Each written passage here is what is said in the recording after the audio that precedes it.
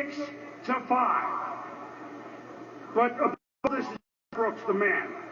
He was the Walter Payton Man of the Year. He was the Whizzer White Man of the Year. He was the Bart Starr Man of the Year. I think you get the picture. To present his father in the Hall of Fame is his son, Canton Brooks.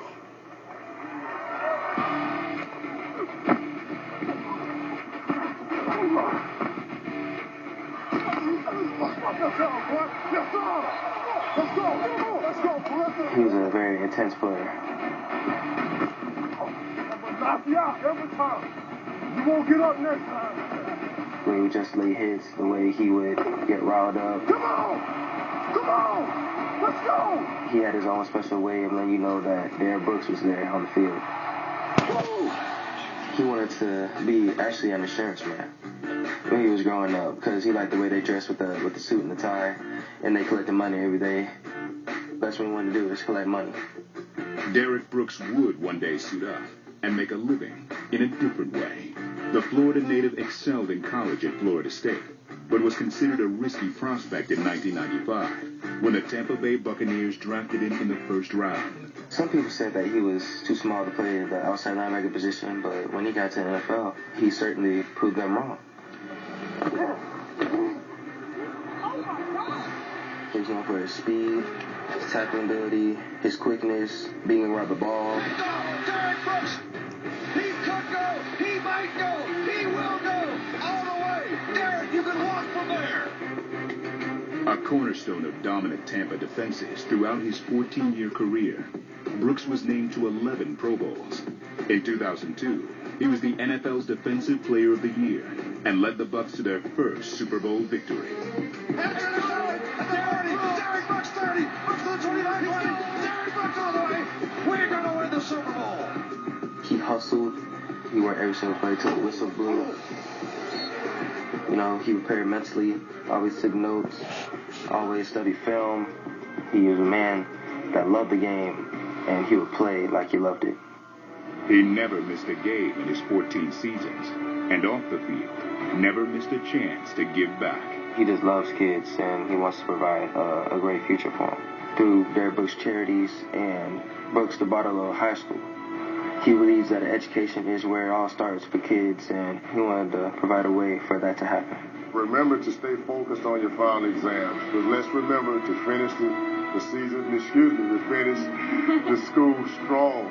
To be in the Hall of Fame, that means you the best of the best. Meaning that all the hard work, all the pain you went through, everything you encountered in your career, it was all worth it. Yes, sir! Yes, sir! Hell yeah! To me, he's Hall of Fame dad and player. I'm honored to present my father, Derrick Brooks, for his Sherman into the Pro Football Hall of Fame.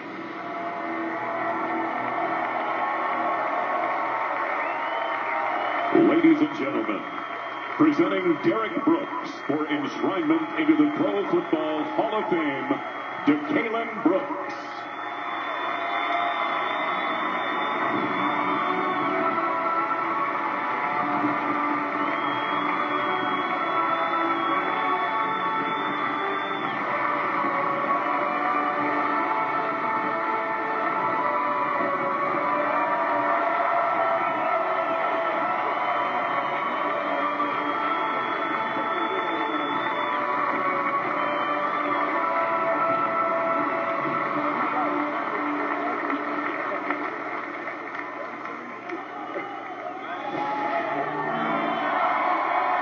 Thank you.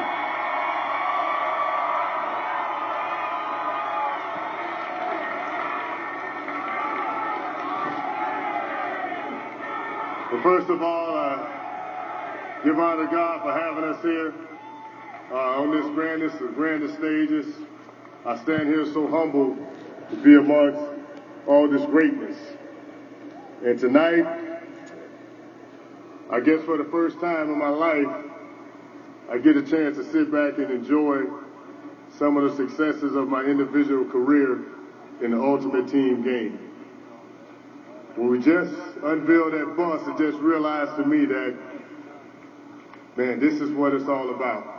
There's no higher place to go in this game, and I thank you guys. And I'll tell you now, I promise you, Now that I'm a part of this team, it's going to be a better team because I'm going to work my butt off to make the Pro Football Hall of Fame better than I'm a part of.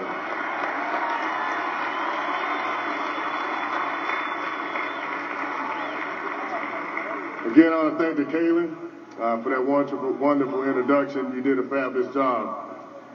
I'm so proud of your son, and this day is just a bigger part of you than it is me. I'll take a moment now, as I start my thank you letter, to say thank you to Pensacola, Florida, and everybody that came up here from Pensacola. We are definitely in the house. Thank you to all our Tampa Bay fans that traveled from Tampa to share this day. Thank you, guys. Next, I want to move along and thank my beautiful wife, Carol. I can't say nothing to you in front of all these people that I've said before, but 3 words: I love you. And my other 3 kids, start with my other son, Darius, Brianna, and Dania. Thank you, guys. I love you. And I'm very proud to be your father. I want to take this time to obviously thank a few other members of my family that's been here. I can't say all you guys' names, but I want you guys to stand up and take your bow, because without your support, I would not be here today.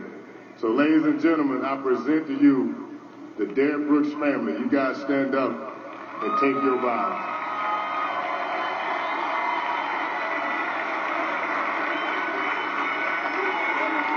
Thank you. To my brothers, Anthony, Chevy, Melvin, all my family from Cleveland, I love you guys. Uncle Robert, thank you, Mitch. Again, this day is all about you guys. I love you too. When you hear all these things that's being said about you, man, I tell you what, it's hard to be humble. You know, your greatness here, your greatness there. You never miss a game. But I tell you what, I always and will be a very humble man. And that's because of 3 people in my life that are no longer here today in person. But these 3 people meant the world to me. Starting off with my grandmother, Martha Brooks, patriarch in our family. This lady held it down on the east side of Pensacola. Believe me. Next, I'll start my stepfather, A.J. Mitchell. This man through a 6th grade education worked his butt off to provide for our family. He was a man of very few words, but when he spoke loudly. And I tell you, Dad, as you're looking down upon us, I thank you for whipping me in front of my 5th grade class to get my life together.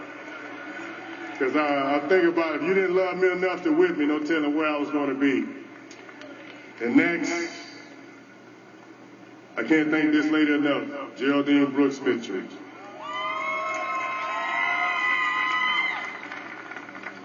The lessons that this lady taught me.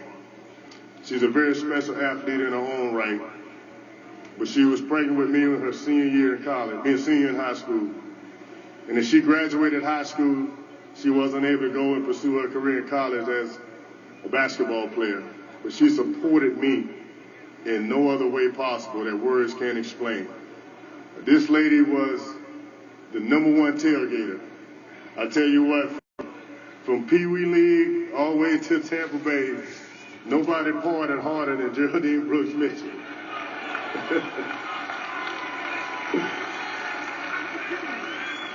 Her love and spirit always stand upon me.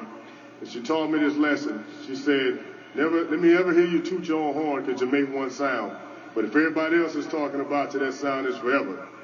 You got me to do all the talking in the part, and you just shut up and go do what you got to do. So, Mom, I know you don't hear, but I thank you. And I know you and my dad are enjoying this time in heaven. I miss you both.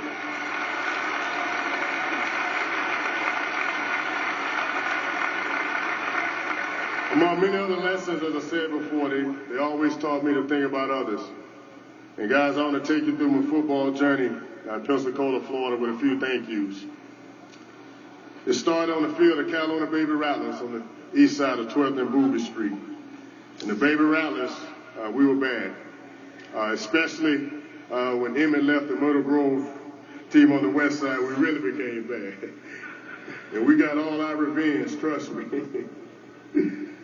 But it's coaches there, the Baby Rattlers, that really taught me how to work hard. So I want to take a moment to thank, first of all, David Saintfield.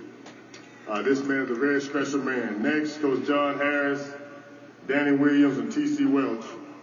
Thank you guys. You guys set a foundation of hard work in me that I continue to build on.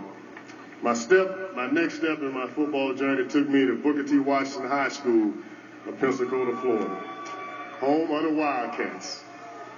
I'd like to thank Jimmy Nichols, who before